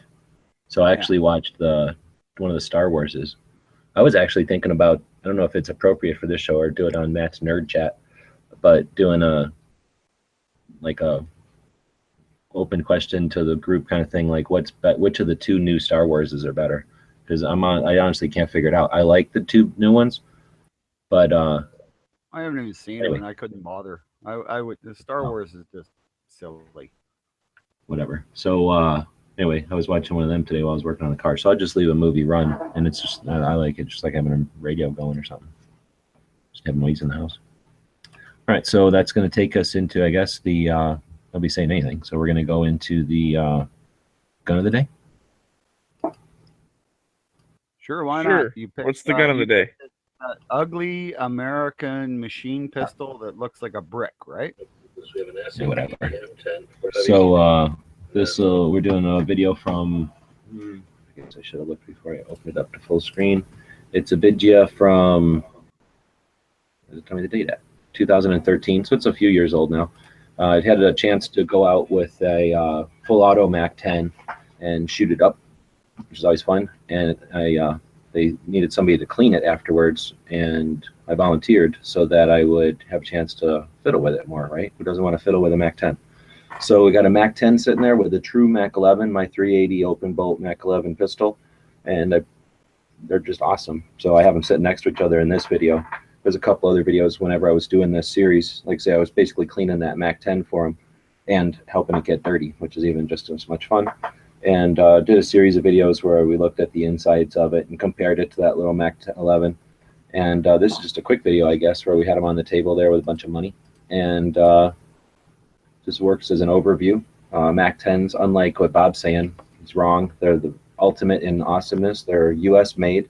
They're made out of a piece of flat metal, so you could chop this whole thing out of, like, you know, the body of a car or like a stop sign or any piece of flat metal. And a pair of wire snips and a drill, and you could hobble together a MAC-10. And then you've got extremely efficient bullet hose. You can take that, how many rounds are in the magazine, and as efficiently as possible, make them come out of here at a high rate of speed. They're awesome. They're small enough form factor that you could literally carry them as a sidearm. That's what they're actually invented for. And then the 380 version there is even smaller. So it's smaller than, I should probably do a size comparison with the Glock I carry now. It's smaller than my Glock. Now, do they make like not the extended mags? Like if you wanted to carry that and then the mag is like just the length of the grip? Yeah, that's a good question. They definitely do. I just like the longest ones, but well, yeah, it's definitely cooler. But if you're trying to like conceal carry that or something, you might not want to have the 30 rounder thing. Yeah, and that's the way they probably carry it with a standard mag, and then just swap it out with sticks, because you could carry really a lot of ammo with, you know, a bunch of sticks, you know, side by side on their side of you. Anyway, so that's the MAC-10. It's not like anybody's never heard of it before, but always a good time to speak the praises of such an awesome, little, tiny, efficient. It's like the AK-47 of subguns. Like they had already figured out, like others had figured out what works and what don't. We'd gone through the wars and figured out how to make a $6. Come on. What? Sorry. Sten gun. It's basically just a blocky Sten gun. Well, I think it's even more simplistic than those. You know, like you were mentioning, it's a chunk of metal kind of all folded up. You know, we've talked about before the guy who makes the AK out of a shovel, and it's like you definitely can make one of those out of a shovel. Yep. Like there's even less parts and less things you got to do. So it's like I say, they have the experience of World War II and what worked and what they needed to, you know, amplify, what they could remove even, and then you get the culmination of it with the MAC-10, and then they made it basically integral with its suppressor. I mean, it, you know, built with the suppressor in mind. So again, try to suppress a subgun. Every other freaking subgun out there is a long, stupid contraption because people think you need to be able to hold it up to your shoulder or some ridiculous garbage, you know, because a rifle gets, you know, wielded that way. Subguns ain't for that, and they don't need to be for that. And MAC-10 is just in your face. It needs to take ammo from a convenient store, you know, an efficient storage into a stream of lead. And if we want to do that quietly, we don't want to take up a lot of room and create a bunch of hassle. So just extremely efficient, super awesome. It's iconic, almost as iconic, if not almost as iconic, I'd say, as the M16 and the AR-15 at this point. And it's awesome. And it's, you know, made in 45 ACP and then 380. So super awesome. Couldn't say good enough good things about it. Yeah, but as far as you were mentioning, like it's like iconic and stuff, but what about its use in, you know, like the full auto mode? Like, is there a lot of military people that use that and stuff, or is it just kind of, it's just a thing that exists? Depends on your role. So look at a Scorpion. Do you go, oh, a little tiny full auto 32 ACP? Like, is there really not a need for that? I don't know. Billions of them were made, probably millions at least. So when you're talking about inexperienced, untrained individuals inside of buildings, how often does that happen in military roles? Kind of always and a lot. So when you're talking about arming all the secretaries in the Pentagon, are you going to have craftsmen spend all their time when they could be making Garands or something, making 1911s for ladies who are going to put them in a drawer and never use them? Or are you going to spend like $8 stamping out dozens of MAC-10s, and all they got to do is pull a trigger and stand on this side of the hallway and point it at that side of the hallway? If you don't need marksmanship crap all the time. And I don't want a bunch of secretaries having PMS at the same time, you know, with Mac. Oh, Jesus, don't be sexist. But anyways, I guess that's what I was asking is, do you know of like them being used by certain places? That's what I don't know if they're like standard issue for any type of government things.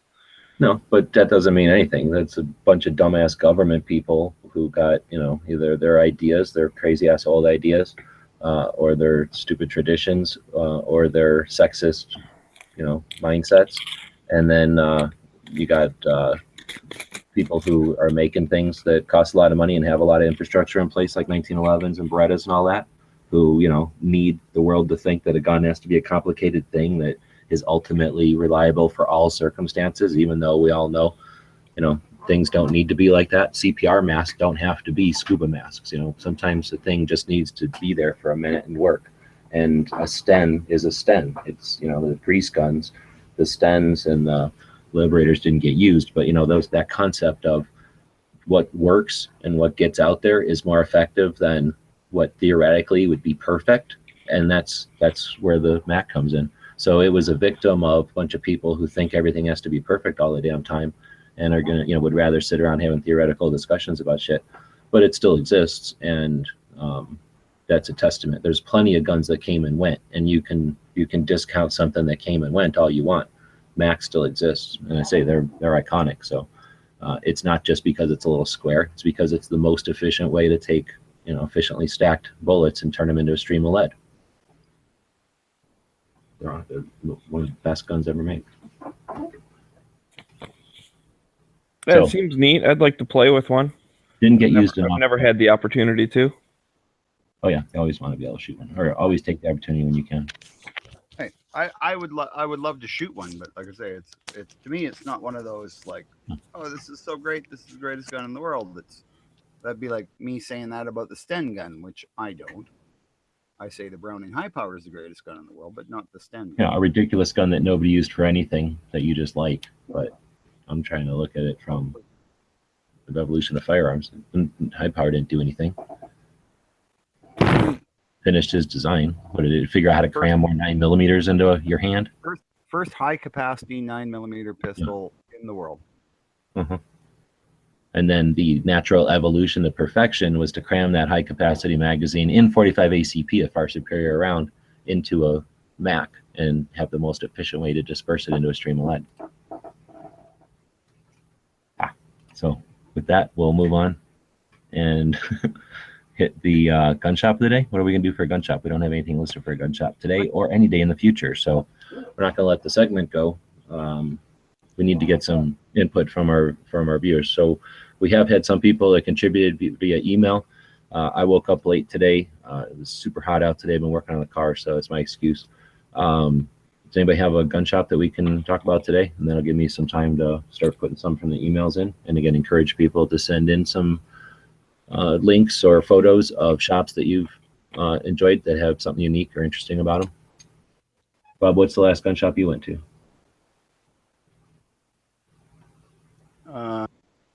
Bob's gun shop, actually, here in Tucson. So Tucson Guns. So right down the street from where you're staying, pretty much on the east side of Tucson. Tucson Guns. Yep. I've known Bob now since, I don't know, forever, and helped out at the shop a long time.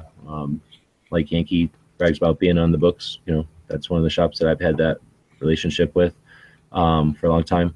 A lot of the guns you see on the gun websites stuff back in the day were when those guys would need to take guns out to the range or whatever, I would volunteer to help them out with that.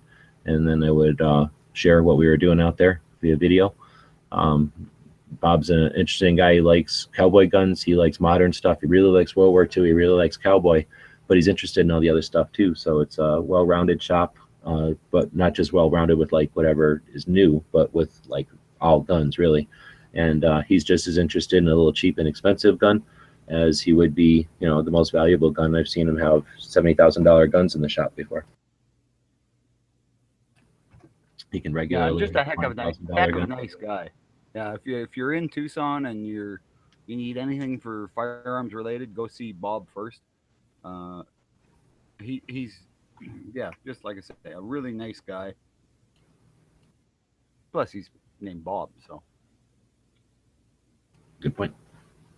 Yep, it's Tucson Guns, and you can get them on a link just by typing in Tucson Guns. And they have stuff on Gunbroker, good selection of stuff. They usually have dozens, if not more than that, guns up there at one time. So feel free to browse them. I'll grab a link while we're moving on with the show. But every day we like to feature a gun shop. It's one of the reasons we do the shop every single day, or one of the reasons we do the show every single day. So if, like I say, if you've got a shop that you think is interesting or has something unique, feel free to email us either the information about it or ideally take a couple of pictures of the shop. You walk into there with a phone, it means you got a camera, ask if it's okay to take a couple of pictures to share with the internet. Very rarely, only a couple of times in my experience over the years, has the shop ever been concerned about that.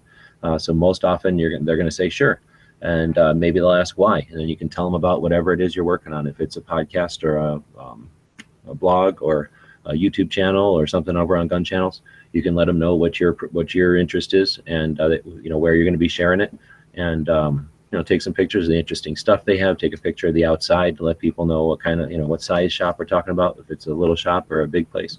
And ideally, if you're doing some kind of online content, consider talking to the people that run shops. We've talked to gun shop owners on the show here a few times.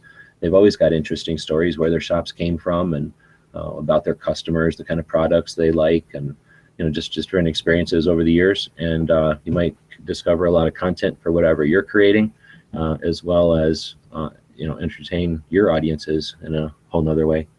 Plus, everything you do is helping that shop out, and that's helping the industry. So it's sort of our overall, all of our goals, right?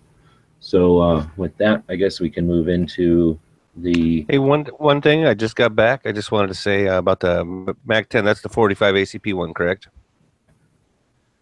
I literally just got back. So all I wanted to say was you missed Bob shit talking the MAC-10. Okay.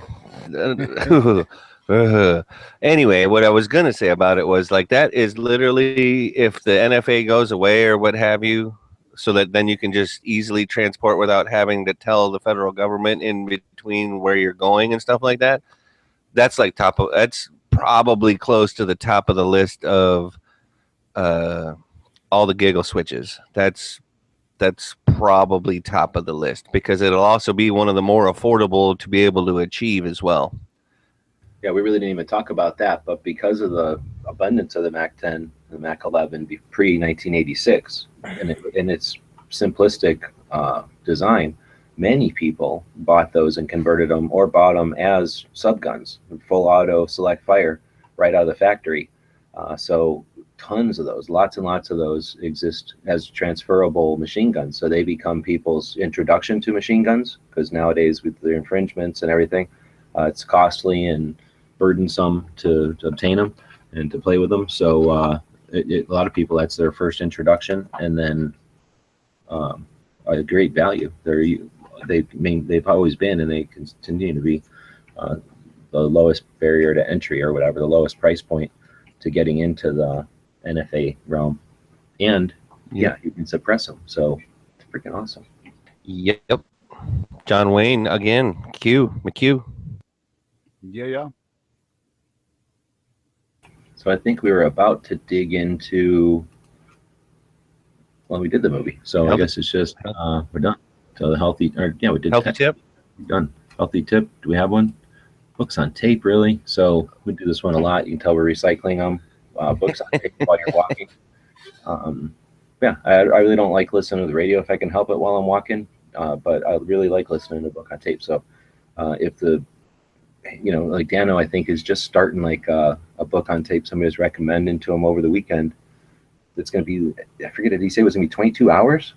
So, if you dig into an unabridged, where they read every single word in the novel, an unabridged, very long, lengthy, interesting story, that might be a way to, get you moving. If you don't have a dog to walk or something, or you don't have, some obligation, like go walking to work or something, maybe having a really interesting story might be one of those things that gets you out there, and you tell yourself, I'm only going to listen to it while I'm walking. Then that might be a way to encourage yourself to get out there more. Well, you either may find yourself walking faster, you may find yourself walking longer.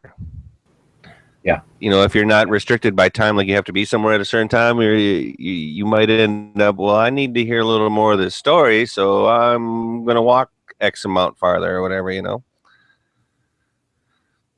I don't think that's a bad idea, actually. Circle the block another time just because I want to hear the end of this, Yeah, end of a chapter or something. Yep.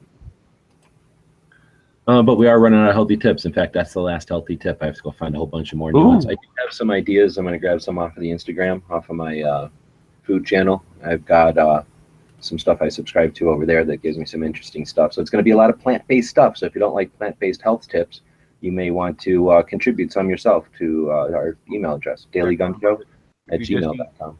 Raw meat every day, Nice. all the nutrients you need. Yeah, because you think you're a carnivore? Go for it.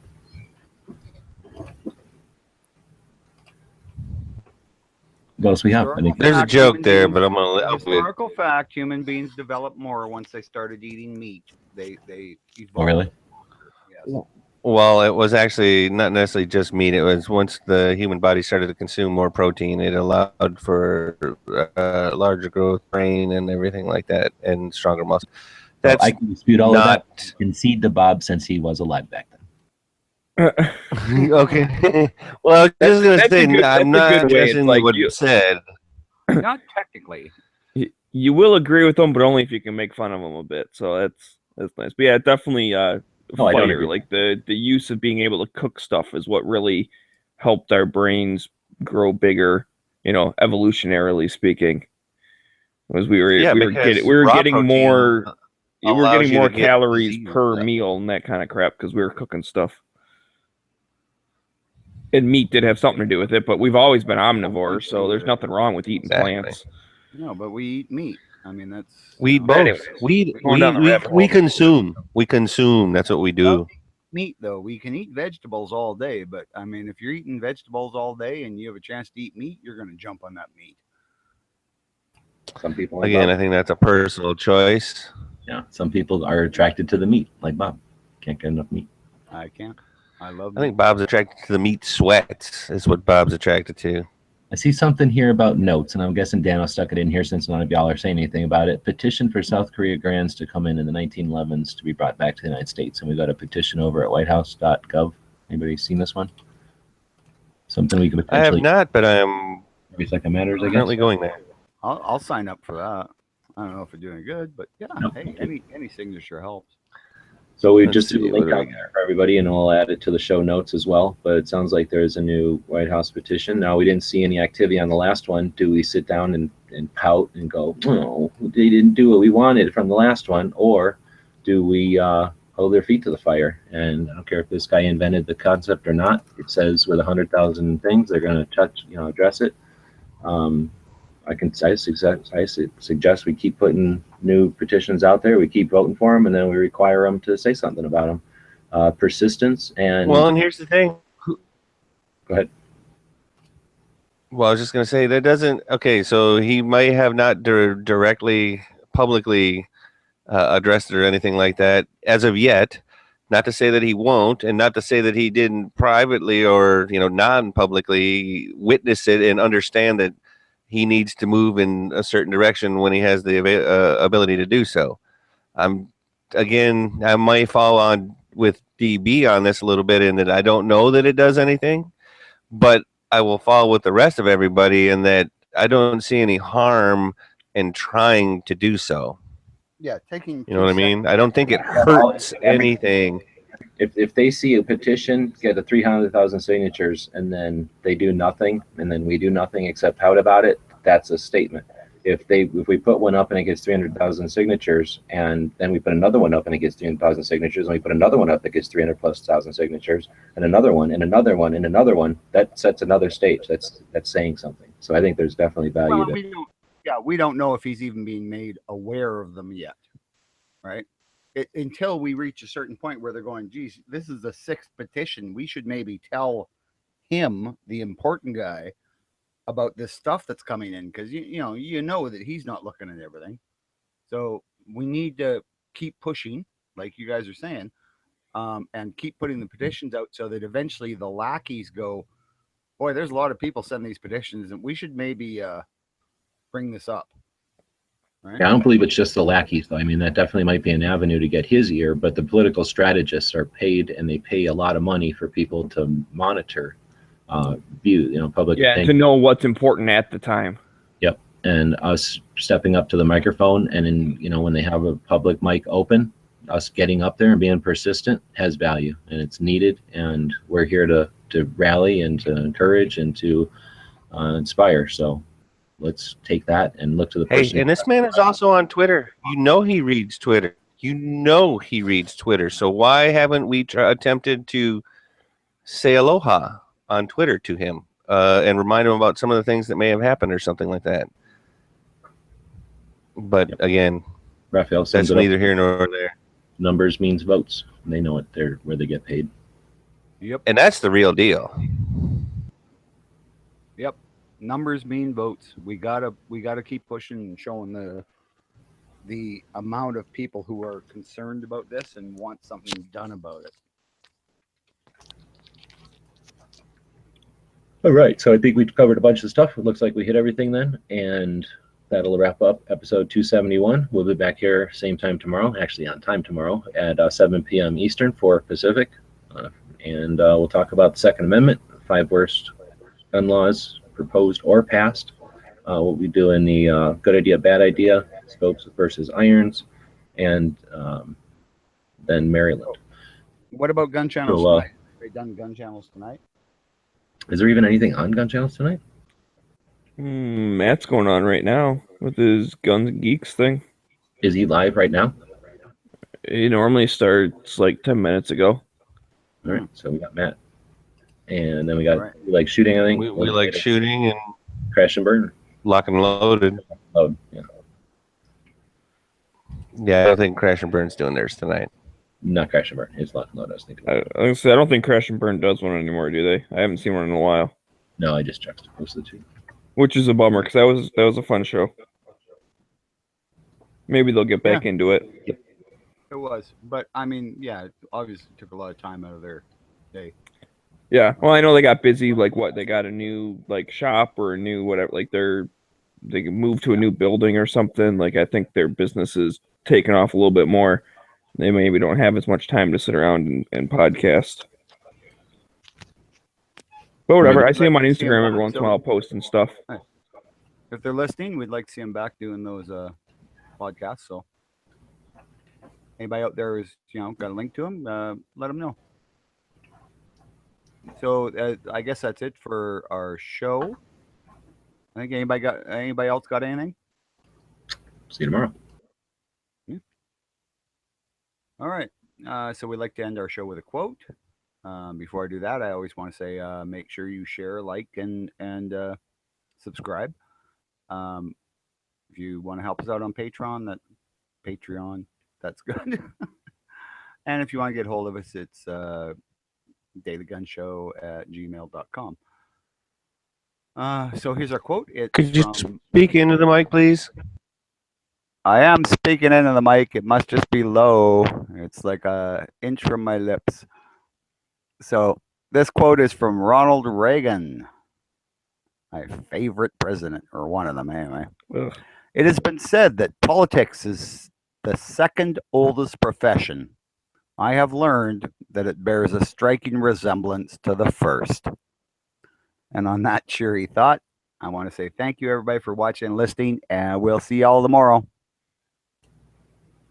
The guys and gals of gunwebsites.com encourage you to take a CCW class every year, practice at least once a month, and carry every day. Thanks for watching gunwebsites.com.